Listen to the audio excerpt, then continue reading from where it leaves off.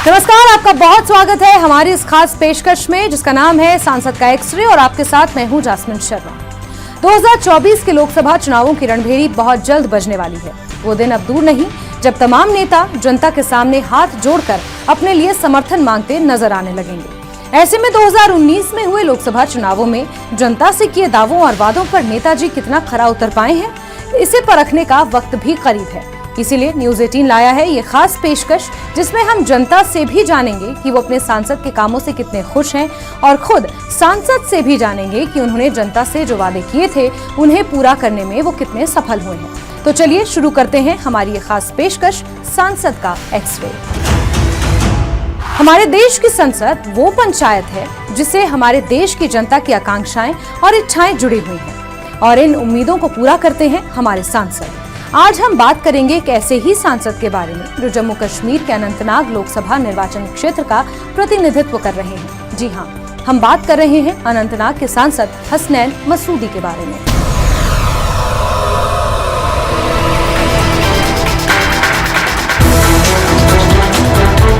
पूरा उस पर भरोसा किया मगर उसने उस भरोसे का आज धजिया उड़ाया। ऐसा पार्लियामेंट मेंबर हमने पहली बार देखा है जो लोगों की बात सुनता है। ज्यादा काम यहाँ पे नहीं किया है। लोगों की उम्मीदों की बात करें उस पर कहीं कहीं पे वो खराबी उतरे हैं और कहीं कहीं पे उन्हें तनकीद का निशाना भी बनना पड़ा। हम ये नहीं कहेंगे कि इसमें कुछ नहीं है। तो उन्होंने हेल्थ सेक्टर पे ज्यादा ध्यान दिया। I am totally satisfied with the works of justice Hasnain Masoodi.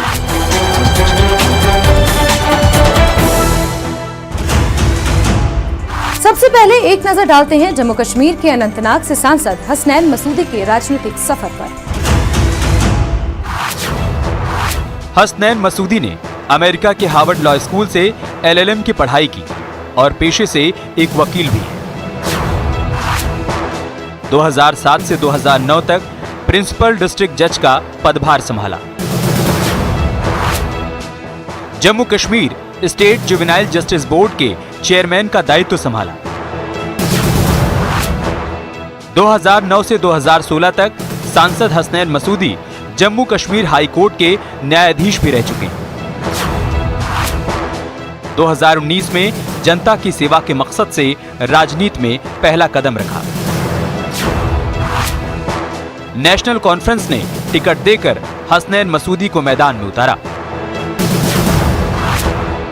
2019 में पहली बार अनंतनाग से 17वीं लोकसभा के लिए चुने गए और शहरी विकास संबंधी पर्यटन मंत्रालय की सलाहकार समिति के सदस्य भी रहे। 2019 लोकसभा चुनाव में सांसद हसनैन मसूदी को प्रदेश कांग्रेस अध्यक्ष गुलाम अहमद मीर से कड़ी चुनौती मिली। 2019 लोकसभा चुनाव में हसनैन मसूदी ने गुलाम अहमद मीर को 6,676 वोटों के अंतर से हराया। 2019 आम चुनाव में महबूबा मुफ्ती का प्रदर्शन बेहद निराशाजनक रहा। महबूबा मुफ्ती को महज 30,500 वोट मिले। 2019 लोकसभा चुनाव में मसूदी अपनी पहली चुनावी लड़ाई लड़ रहे थे। इस सियासी जंग में उन्हें 40,180 वोट मिले, जबकि PDP अध्यक्ष महबूबा मुफ्ती को 30,524 वोट और कांग्रेस के तत्कालीन प्रदेश अध्यक्ष गुलाम अहमद मीर को 33,504 वोट मिले। जम्मू कश्मीर के राजनीति में अनंतनाग को राजनीतिक रूप से संवेदनशील सीटों में से एक माना जाता है। स्प्रिंग्स की भूमि के रूप में अपनी पहचान रखने वाले अनंतनाग का एक समृद्ध सांस्कृतिक और राजनीतिक इतिहास है। आइए अब एक नजर डालते हैं अनंतनाग संसदीय क्षेत्र पर। 3,574 वर्ग किलोमीटर में फैला है अनंतनाग जिला। जम्मू कश्मीर की अनंतनाग सीट 1967 में अस्तित्व में आई। 1967 में कांग्रेस के मोहम्मद शफी कुरैशी यहां से 4 बार सांसद बने। अनंतनाग संसदीय क्षेत्र में कुल 2,278 मतदान केंद्र स्थापित किए गए। अनंतनाग जिले की कुल साक्षरता दर 62.69% है। मुफ्ती मोहम्मद सईद और महबूबा मुफ्ती यहीं से निर्वाचित होकर जम्मू कश्मीर के मुख्यमंत्री की कुर्सी पर काबिज हो चुके हैं। अनंतनाग के सांसद हसनैन मसूदी ये मानते हैं कि वो जनता की सेवा के लिए राजनीति में आए, लेकिन अपने सांसद के कार्यकाल के दौरान क्या हसनैन मसूदी अनंतनाग की जनता की कसौटी पर खरे उतर पाए हैं? आइए अनंतनाग की जनता से ही जान लेते हैं। चाहे रोड के वजह से, चाहे पानी का मसला है, चाहे किसी जगह पर पीएचई का मसला है, वो पार्लियामेंट मेंबर एक है, उसको देखना चाहिए कहाँ हमने वोट दिया, लोगों ने वोट दिया उसको। अभी तक उन्होंने खासकर डिस्ट्रिक्ट अनंतनाग में उधर 10 रुपये का काम नहीं हमें 2-3 साल हो गए, अभी तक हमें नहीं देखा। अनंतनाग वो नहीं आया था, मेन अनंतनाग वो एक जज था, इसीलिए हमने उसको वोट दिया था। पूरे जम्मू कश्मीर यहाँ जो पार्लियामेंट कॉन्स्टिट्यूंसी होता है, उसने पूरा उस पर भरोसा किया, मगर उसने उस भरोसे का आज धज्जियां उड़ा दिया। पिछले 70 सालों से अगर हम देखेंगे, खासकर 70 सालों से हमने बहुत से पार्लियामेंट मेंबर देखे, मगर ऐसा पार्लियामेंट मेंबर हमने पहली बार देखा है जो लोगों की बात सुनता है और लोगों को बहुत इज्जत करता है, लोग खासकर इज्जत देता है लोगों को। क्योंकि मैं पर्सनली 2-3 बार मसूदी साहब से मिलने गया, हमारे अपने इलाके की कुछ मसले मसाइल थे, खुसूसन हमारे बैंक का मसाइल था वहाँ, तो उसके बारे में हमने उससे बात की। क्योंकि हमारा एरिया बीबाग पड़ता है, बीबाग में लगभग वहाँ का एरिया सारा फूड से रिलेटेड है। हमारा बीबाग में और भी एक प्रॉब्लम थी, ट्रांसफार्मर की, बिजली की प्रॉब्लम थी, उन्होंने एक ही महीने में वो हल कर दिया है। सियासत की बात छोड़ दो, हम बहुत के बारे में की सूरत में बहुत से लोग गए थे वहाँ, उससे श्रीनगर में भी मिले, यहाँ वो 1-2 बार वो आए, यहाँ हमारा DC ऑफिस भी वो आया, हम वहाँ भी मिले उसको। मगर जब हम उसके पास गए बहुत रिस्पॉन्स देता था। हमने इससे पहले PDP का भी विरोध देखा, मुफ्ती साहिबा 1-2 बार वहाँ यहाँ पार्लियामेंट मेंबर बन गई थी, मगर कभी उन्होंने हमें मिलने नहीं दिया। उसका प्रोटोकॉल कुछ अलग होता था। हसनैन मसूदी साहब एक अच्छा व्यक्ति था, एक अच्छा व्यक्ति है। जब हम उसके पास जाते हैं, कोई भी इंसान जाते हैं, रात के 12 बजे, रात के 10 बजे, खासकर 8 बजे, 7 बजे, कभी भी उसको फोन करो, लोग को बहुत रिस्पॉन्स देता है। कोई डेवलपमेंट नहीं हुई है। जो हमारे सांसद है मसूदी साहब, तो न तो वो ज़्यादा यहाँ दौरे करते हैं, हमारे जो डिस्ट्रिक्ट है यहाँ पे ज़्यादा आते ही नहीं है। जो पहले हमारे MP साहिबान थे वो आते थे, अपने इलाके का देखते थे क्या यहाँ क्या प्रोग्रेस है, डेवलपमेंट की कौन सी प्रॉब्लम है, क्या करना है, क्या नहीं करना है। आप देख रहे हैं यहाँ पर बिजली आजकल बहुत ठप पड़ा है, कोई बिजली नहीं हो रहा है यहाँ। ऑल ओवर इंडिया के साथ कंपेयर नहीं कर सकते जम्मू कश्मीर। आपको हमारा एटमॉस्फेयर है जम्मू कश्मीर का, ये तो टेल एंड पे है, ये बाकी रियासतों की तरह डेवलप रियासत नहीं है। MP से हमें यही तवक्को थी, जो हमारे मसले हैं यहाँ साउथ कश्मीर में, वो उजागर करते, वो पार्लियामेंट में उठाते यहाँ के मसले, मगर उन्होंने वैसा किया नहीं। लोगों ने बहुत ही उम्मीदों के साथ वह ऐवान तक पहुंचाया था। किसी हद तक अगर आम लोगों की बात करें, आम जनता की बात करें, तो नाला भी है इन MP से, इन सियासी उथल पथल सामने आई है, और जिसका वाज़े तौर पे ये सबूत देखा जा सकता है कि गुज़श्ता कई दिनों से सियासी सूरत हाल में, सियासी मैदान में जो हलचल पैदा हुई है, उसमें लोगों का जो रुझान वो काफ़ी हद तक कम दिखाई दे रहा है। तो कुल मिला के अगर देखा जाए तो कुछ जो मेंबर पार्लियामेंट हजरात है वो ऐवानों तक पहुँचते जो है बीच का जो रास्ता है, चाहे लोगों की तवक्कात की बात करें, लोगों की उम्मीदों की बात करें, उस पर कहीं पे वो खराबी उतरे हैं और कहीं पे उन्हें तनकीद का निशाना भी बनना पड़ा। जब ये पार्लियामेंट इलेक्शन हुआ तो पहले मरहले में यहाँ कोविड का मसला, जो भी फंड उससे बागुजार हुए तो वो सिर्फ हेल्थ रिलेटेड। पहले जब फंड बागुजार किए तो उसने यहाँ प्रोग्राम में हमारे डिस्ट्रिक्ट हॉस्पिटल प्रोग्राम को एक वेंटिलेटिंग सिस्टम फराहम किया। और 2 साल 3 साल जब ये कोविड का मसला लगा तो जो भी फंड उसके कहने के मुताबिक, और हमने देख भी लिया, जो भी फंड्स आए तो वो सिर्फ हेल्थ रिलेटेड। हम ये नहीं कहेंगे उसने कुछ नहीं किया। 2019 में जो कोविड ने दस्तक दी, जो कोविड हुआ यहाँ पे, तो उस हवाले से उन्होंने, जहाँ तक मेरा अपना ज़ाती जो तजुर्बा है और जो मैंने देखा है, तो उन्होंने हेल्थ सेक्टर पे ज़्यादा ध्यान दिया। हेल्थ सेक्टर में आपको यहाँ मैं बताता चलूँ आपको कि GMC अनंतनाग यहाँ है, तो उन्होंने वहाँ पे अमवात बहुत हुई, आपको भी पता है कि बहुत अमवातें हुई। तो वहाँ पे उन्होंने एक ऑक्सीजन प्लांट यहाँ पे हमें मुहैया किया, जिसकी बहुत अशद ज़रूरत थी उस वक्त लोगों को। स्पोर्ट्स में भी उन्होंने एक नुमाया एक इंटरेस्ट दिखाया उसमें। ओवरऑल हम देखेंगे तो बाकी डेवलपमेंट वर्कर्स भी जो हैं वहाँ पे भी उनका एक अच्छा रोल रहा है। जहाँ तक मेरा सवाल है, ज़ाती तजुर्बा है, तो वहाँ जहाँ आर्टिकल 370 की डिफेंस की बात है, उसमें भी उन्होंने नुमाया कारकर्दगी दिखाई, वहाँ भी वो खड़े रहे, डटे रहे। तो उसके लिए भी उन्होंने बहुत अच्छा मुजाहरा किया, यहाँ जम्मू एंड कश्मीर लद्दाख को पूरा रिप्रेजेंट किया। और जहाँ तक ये बाकी डेवलपमेंट वर्क्स की बात है, क्योंकि वहाँ पे सेंट्रल में तो बीजेपी की हुकूमत है, तो उनको ज़्यादा मौका नहीं दिया गया, कम टाइम दिया। हालांकि वो स्पीकर को बारहा वो दरख्वास्त करते थे कि मुझे ज़्यादा टाइम मिले, लेकिन उनको ज़्यादा टाइम नहीं मिलता था। और जितना उनको लिमिटेड टाइम दिया जाता था, उस टाइम में वो पूरा रिप्रेजेंट, मेरे ख्याल से पूरा अपने JNK को रिप्रेजेंट करते हैं। मैं ये बोल रहा हूँ कि जो जस्टिस हसनैन मसूदी साहब है, he represented the state in the turmoil. और जब कोविड-19 आया, कोविड-19 में उन्होंने जबरदस्त कारकर्दगी दिखाई। हेल्थ सेक्टर में वो सबसे आगे रहे, सपोर्ट्स में आगे रहे, क्योंकि बच्चों के लिए सबसे अहम सपोर्ट्स है। क्योंकि आजकल आपको मालूम ही है कि सोसाइटी गुमराहकुन हो रही है, और उन गुमराहियों से बचाने के लिए खेल कूद के मैदान बहुत ज़रूरी है मुदस्सिर साहब। और जैसा कि इरफान साहब ने बताया कि उन्होंने सपोर्ट्स पे ध्यान दिया, हेल्थ सेक्टर पे ध्यान दिया। यहाँ हमारे गवर्नमेंट मेडिकल कॉलेज में उन्होंने एक oxygen plant, that was the need of the hour at that time, क्योंकि बहुत सी कैजुअलिटीज हो रही थी उस टाइम पे। तो उस टाइम पे उन्होंने बहुत ही अच्छा किरदार निभाया।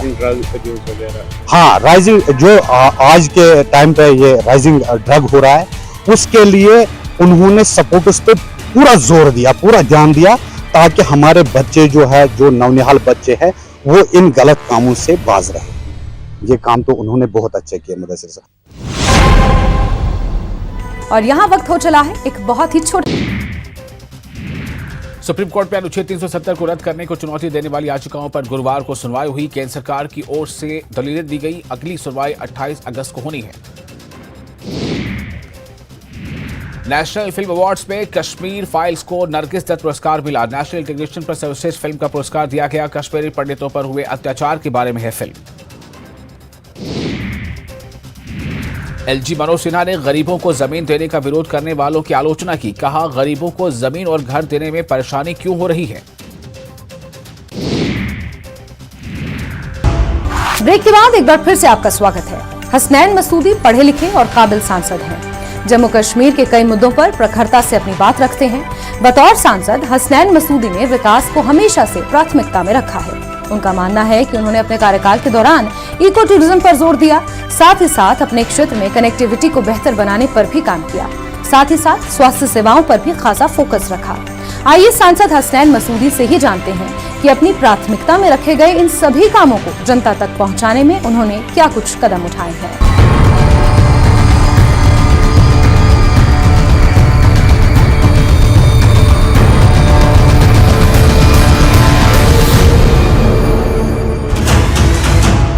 एक पहलू है बजट पार्लियामेंट मेंबर की, जो यहाँ के मेगा प्रोजेक्ट्स हैं, जो मुझे लगता है कि वो हमारे वजूद में आने चाहिए। उससे यहाँ पर जो लार्ज स्केल पर फलाह बहबूद होगी, तो उस पर मेरा फोकस है। जो यहाँ की कापरन और दिशा रोड, जो मैं चाहता हूँ कि डेवलप हो एक नेशनल हाईवे की तौर पर, और जो अब हमारे पास मसाइल है नेशनल हाईवे 1A को लेकर, तो उस पर मेरा फोकस है। उसमें तो 5000 करोड़ रुपए का एक DPR बन भी गया है, और मेरा पूरा ये हिस्सा रहा कि वो अपनाया जाए और उसको इम्प्रूव किया जाए। तो ये मुझे लगता है कि एक बहुत बड़ी चेंज होगी, एक तो वेजना के सारे इलाके में, और फिर वहाँ से जो इलाके हैं, जो पसमानदा इलाके हैं, डोडा की कास्तीगढ़, तो उसके लिए बड़ा एक अच्छा कदम होगा। दूसरी बात है कि मैं चाहता हूँ कि पहलगाम श्रीनगर के साथ जुड़ जाए लिंक विजन बटनों पश्तून रोड से। एक तो टूरिज्म के दरवाजे त्राल के बालाई त्राल के इलाके पर लेकिन विजन पर सलत के खुल जाएंगे। और दूसरी बात है, जो जहाँ पर ही ये कनेक्टिविटी बढ़ जाती है, तो उसके साथ ही तरक्की बढ़ जाती है, उसके साथ ही मौके बढ़ जाते हैं। रोजगार के मौके बढ़ जाते हैं, इंडस्ट्री बढ़ जाती है। अभी तक त्राल और बाकी जो इलाके हैं पहलगाम के बड़े पिछड़ गए हैं जो तरक्की की दौड़ में। तो जहाँ ये रहा है जो जम्मू कश्मीर किया और फिर हेल्थ केयर में मेरा फोकस कहाँ रहा और मेरी तरजीहत क्या रही। तो वो एक रेल कनेक्टिविटी काजीकुंड से पहलगाम तक, उसमें भी ये कामयाबी हुई कि एक तो फोकस अटेंशन हुआ और मुझे लगता है कि प्रिलिमिनरी उसकी सर्वे हो गई। यहाँ बारामूला कुपवारा की भी होगी और इसकी भी सर्वे हो गई, और अगर आगे मौका मिला और आगे हम इसको फिर फोकस में रखेंगे, इस पर हमारा जोर रहेगा, तो मुझे लगता है ये अच्छी और भी एक डेवलपमेंट होगी। काजीकुंड से सीधे ट्रेन जो होगी, और आपको मालूम है कि आजकल जो ट्रेन हैं तो बहुत ही कंफर्टेबल है और बहुत ही ट्रांसपोर्ट का बहुत ही बेहतर है। जैसे अभी जो वंदे भारत है या बाकी आप देखें जम्मू और दिल्ली की कनेक्टिविटी, ये ऐसी बड़ी खूबसूरत और बड़ी आरामदेह और बड़ी कंफर्टेबल ट्रेन आई है जो टूरिज्म में, और जब ये कनेक्टिविटी होगी, जब ये जुड़ जाएगी रेलवे हमारा जम्मू के साथ, तो और भी इसका फायदा होगा। और इसी तरह मेरा 5 जो हमारी है जो 5 टनल है, उसमें सबसे बड़ा मड़वा और वाडवान की जोड़ने वाली जो है जो टनल एक होगी, वो दर्दपुरा में होगी, और चौधरामन हो गया उस साइड से, चौधरामन से दर्दपुरा पश्चिम जो उपाला इलाका है। तो अगर ये जुड़ जाएगा तो 40,000 लोगों को वो कनेक्टिविटी अचानक के साथ, उनकी सारी जो भी उनके इसके अलावा भी जो भी इस वक्त जो हमारी यहाँ पर फैसिलिटीज है, उसका फायदा सीधे रामबन, किश्तवाड़ और बाकी जो चुनाव वैली के इलाके उनको पहुंचता है। हमारा कॉलेज हो या हमारा हेल्थ केयर सिस्टम हो, का 21वीं सदी में हमारे मुल्क का एक हिस्सा है जहाँ पर बिजली नहीं है 40,000 लोगों के लिए कोई कनेक्टिविटी है। तो जनाब ये फिर बाकी है जो नाका है, हमारा नहीं है। मेरा जोर रहा पहले भी, मैं जो हमारे हेल्थ मिनिस्टर उनसे और स्टेट मिनिस्टर उनसे बात हुई MRI के लिए, पेट स्कैन के लिए, और जनाब यहाँ पर जो कैथ लैब के लिए अपना इस वक्त जो टेरिशरी केयर पर दबाव है सिकनेस पर, श्रीनगर की या सुपर स्पेशल हॉस्पिटल, वो इसी वजह से क्योंकि यहाँ पर हमारा मेडिकल इक्विपमेंट नहीं है, यहाँ पर जो डायग्नोस्टिक जो इस वक्त सिस्टम है वो मुस्तकम नहीं है। तो ये मेरा रहे जोर, सारे जो मेरी मदद रही है पार्लियामेंट में, उसमें फिर एक पहलू, दूसरा होगा दूसरा पहलू है MP लैड के हवाले से। देखिए मैंने कोई 4 करोड़ रुपए हेल्थ केयर पर लगाए 4 असला में, सबसे ज्यादा उसमें अनुदान। एक मैंने यहाँ पर ICU कोविड ICU किया, उसके बाद 2 वेंटिलेटर, उसके बाद यहाँ तकरीबन 10 जगह या 5 से ज्यादा जगह मैंने डिजिटल एक्सरे का 10 का मेरा प्रोग्राम है डिजिटल एक्सरे का। तो जनाब और फिर जो क्रिटिकल केयर एम्बुलेंसेज का शुपिया में भी एक, और शुपिया में भी पुलवामा में कोविड अस्पताल के लिए मैंने मावनत की अपने फंड से, तो शुपिया में 2 वेंटिलेटर लगवाए, पुलवामा में भी और कुलगाम में भी। तो मेरा फोकस पहला रहा, पहली तरजीह रही MP लैड के हवाले से हेल्थ केयर, और ये हेल्थ केयर मैंने मुस्तकम किया और I'm satisfied प्लेस इसमें किया। और भी प्रोग्राम है, जैसे देखिए मैटरनिटी हॉस्पिटल जो है ICU है विजयवाड़ा है, उसके लिए मैं कमिटेड हूँ। और मेरा प्लान है कि यहाँ पर आंखों के इलाज के लिए एक इक्विपमेंट है जो हाई डेंसिटी इक्विपमेंट है, हाई तो वो इक्विपमेंट हो ताकि यहाँ से अमृतसर और श्रीनगर जाना पड़े जाएंगे मुझे। तो इसके अलावा मेरा फोकस रहा जनाब जो पावर ज्यादातर, क्योंकि हमारे 4-5 महीने के करीब यहाँ पर विंटर होता है, तो मैंने तकरीबन 30 इलेक्ट्रिक सबस्टेशन अपने MP लैड फंड से क्रिएट की, 30 सबस्टेशन नाग में, पुलवामा में, शुपिया में, कुलगाम में। तो उस पर फोकस है और मुझे लगता है कि अभी काम करने की बहुत जरूरत है।